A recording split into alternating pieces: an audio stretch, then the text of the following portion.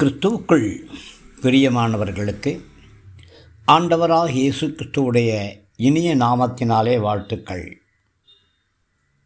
இந்த நாளின் காலை நேர தியானமாக சங்கீதங்களுடைய புஸ்தகம் 103வது சங்கீதம் 4வது வசனத்தை தியானிக்கிறோம். உன் பிராணனை அழிவுக்கு விலக்கி மீட்டு உன்னை கிருபையினாலும் இரக்கங்களாலும் முடிசூட்டி என்று சொல்லப்பட்டிருக்கிறது.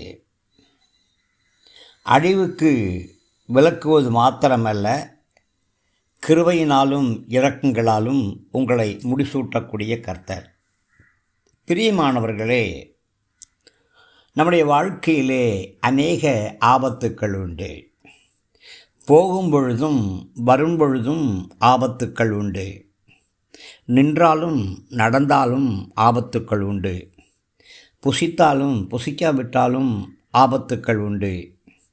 நேசித்தாலும் நேசிக்காவிட்டாலும் ஆபத்துக்கள் உண்டு. எத்தனையோ ஆபத்துக்கள்.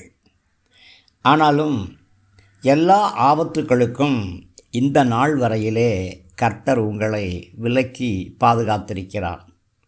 தற்செயலாக நடந்துச்சுங்க, அன்எக்ஸ்பெக்டடாக நடந்துச்சுங்க அப்படின்னு நீங்கள் சொல்லுகிற ஒவ்வொரு காரியங்கள்லையும் தற்செயல் என்றோ எதிர்பார்க்காம அப்படின்னோ அன்எக்ஸ்பெக்டட் அப்படின்னோ இல்லை. கர்த்தருடைய பிரசன்னம்தான் எல்லா நேரங்களிலும் உங்களை பாதுகாத்து கொண்டிருக்கு. உங்களுடைய ஆத்ம மீட்பு விலையேற பெற்றது. உங்களுடைய சுய பக்தியினால் சுய நீதியினால் நமக்கு ஆத்ம ரட்சிப்பு கிடைக்கவே கிடைக்காது. தேவனுடைய சுத்தமான கிருபையினால தான் நாம் ரட்சிக்கப்பட்டிருக்கிறோம். நம்முடைய கர்த்தராக இயேசு கிறிஸ்து கல்வாரி சிலுவையிலே தம்முடைய ஆத்துமாக்களை மீட்பதற்காக தன்னையே தன் ஜீவனையே பாவ நிவாரண பலியாக ஒப்பு கொடுத்தாங்க. நம்மை மீட்கக்கூடிய கிரயமாக கிறிஸ்துவானவர் தம்முடைய சொந்த இரத்தத்தையே நமக்காக செலுத்தினாங்க. இதை குறித்து யோபு 33:24 அவர் அவனுக்கு இறங்கி அவன் படுகுழியில் இறங்காதபடி நீர் அவனை ரட்சியும், மீட்கும் பொருளை நான் கண்டுபிடித்தேன் என்பார். ஆம், 28வது வசனத்தில் என் ஆத்மா படுகுழியிலே இறங்காதபடி அவர் அதை ரட்சிப்பார், ஆகையால் என் பிராணன் வெளிச்சத்தை காணும் என்று சொல்லுவான் என்று சொல்லப்பட்டிருக்கிறது. பிரியமானவர்களே, நம்முடைய பிராணனை அழிவுக்கு விலக்கி மீட்டுக்கொள்வதோடு நமக்கு உண்மையான சந்தோஷத்தையும் உண்மையான சமாதானத்தையும் தருகிறார். நம்முடைய வாழ்க்கையிலே நமக்கு மேன்மையையும் கனத்தையும் கொடுக்கிறார். நீண்ட ஆயுளை நமக்கு கிருபையாக கட்டளையிடுகிறார். கர்த்தர் தம்முடைய கிருபையினாலும் இரக்கங்களாலும் முடிசூட்டுகிறார். முடிசூட்டப்பட்ட எவனும் தலை குனிந்து நடக்க மாட்டான். தலை குனிந்து நடந்தால் அந்த முடி கீழே விழுந்துவிடும். எனவே தனக்கு சூட்டப்பட்டிருக்கிற ராஜ கிரீடத்தை காத்து கொள்ளும்படியாகவாவது அவன் கம்பீரமாய் நடப்பான். சிங்கத்தைப் போல நடப்பான். சிகரத்தை நோக்கி நடப்பான். பிரியமானவர்களே, உங்களுடைய நடையிலே ஒரு பலனை கொடுத்தது எது? உங்களுடைய நடையிலே உறுதியை கொடுத்தது எது? உங்களுடைய கண்களிலே தரிசனத்தை கொடுத்தது எது? உங்களுடைய வாழ்க்கையிலே வாழ்நாட்களை நீடித்து கொடுத்தது எது? அதுதான் தேவனுடைய கிருபை. பிரியமானவர்களே, நீங்கள் யார் தெரியுமா? நீங்கள் தேவனுடைய அன்புக்கு பாத்திரமானவர்கள். அநேக நேரத்திலே என் கணவன் என்னை நேசிக்கவே இல்லை, என் மனைவி நான் நேசிக்கவே இல்லை, என் பிள்ளைகள் என்னை நேசிக்கவே இல்லை என்று சொல்லி புலம்பிக் கொண்டிருக்கிறீங்களா? உங்களை நேசிக்கிற ஒருவர் உண்டு. அவருடைய நேசம்தான் உங்களை மீட்டுத்திருக்கிறது. அவருடைய கிருபைதான் உங்களை ரட்சித்திருக்குது. அவருடைய இரக்கம்தான் உங்களுக்கு தயவாக பாதுகாத்து வழிநடத்து கொண்டிருக்கு.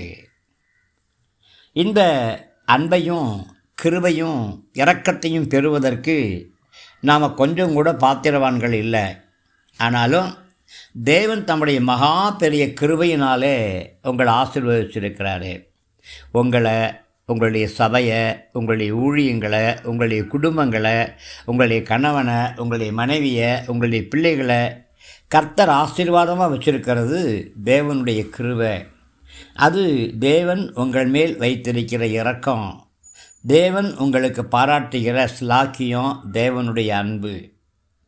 பிரியமானவர்களே, கர்த்தருடைய கிருபையினாலும் கர்த்தருடைய இரக்கங்களாலும் நீங்கள் முடிசூட்டப்பட்டிருக்கிறபடியினாலே கர்த்தரை நன்றியோடு துதிக்கணும். காலைதோறும் கர்த்தருடைய கிருபை புதியதாக இருக்குது தானே. காலையில் எழுந்திருச்சு தந்தானை துதிப்போமே என்று சொல்லி, எல்லாம் இயேசுவே என்று சொல்லி, உன்னதமானவருடைய மறைவில் இருக்கிறவன் சர்வ வல்லவருடைய நிழலிலே தங்குவானே என்று சொல்லி நீங்கள் கர்த்தருடைய நாமத்தை மகிமைப்படுத்தணும், போற்றி புகழணும், கர்த்தரை ஆராதிக்கணும், துதிக்கணும், நன்றி செலுத்தணும். இந்த நாளில் நீங்கள் விடக்கூடிய ஒவ்வொரு மூச்சு காற்றுகளுக்காக நீங்கள் கர்த்தருக்கு ஸ்தோத்திரம் செலுத்தணும். இந்த நாளில் உங்களுடைய நடைகள் உறுதியாக இருக்கிறபடியினாலே கர்த்தருக்கு ஸ்தோத்திரம் செலுத்தணும். இந்த நாள் வரைக்கும் கடன் வாங்காதபடியான ஒரு வாழ்க்கையை கர்த்தர் உங்களுக்கு கொடுத்துருக்கிறாரே, அதற்காக நீங்கள் கர்த்தருக்கு ஸ்தோத்திரம் செலுத்தணும். ராஜாக்கள் கடன் வாங்க மாட்டாங்களே. ராஜாக்களுடைய சிரசு ஒரு பொழுதும் கிரீடம் விழுந்து விடாதபடியாக நிமிர்ந்தே இருக்கும் இல்லையா? ஆமாம், நீங்கள் தைரியமாக சொல்லுங்கள், என் பிராணனை கர்த்தர் அழிவுக்கு விலக்கினார். எவ்வளவு நேரம் செத்தோன்னு நினைக்கக்கூடிய நேரங்களெல்லாம் உண்டு இல்லையா? அந்த நேரங்கள்லாம் எப்படி பிழைச்சிங்க? இயேசு கிறிஸ்து உங்கள் மேல் வைத்திருக்கிற அன்பினாலே, கிருபையினாலே, ஆசீர்வாதங்களாலே. பிரியமானவர்களே, நீங்கள் ஒரு சொட்டு கண்ணீர் விட்டீங்கன்னா ஆண்டவராகிய கர்த்தரும் உங்களுக்காக கண்ணீர் விடுவார். கண்ணீர் விடுவது மாத்திரமல்ல, உங்களுடைய கண்ணீரை களிப்பாய் மாற்றுவார், உங்கள் துக்கங்களை சந்தோஷமாய் மாற்றுவார், கீழான நிலைமைகளை மேலாய் மாற்றுவார். காரணம், கர்த்தர் உங்களை முடிசூட்டி இருக்கிறாரு. கிருபையினால் முடிசூட்டிருக்கிறாரு, இரக்கங்களால் முடிசூட்டிருக்கிறாரு, அன்பினால் முடிசூட்டிருக்கிறாரு. அதற்காக கர்த்தருக்கு ஸ்தோத்திரம் செலுத்துவீங்களா? தேவ கரம் உங்களை ஆசீர்வதித்து வழி நடத்துவதாக. ஆமேன், ஆமேன்.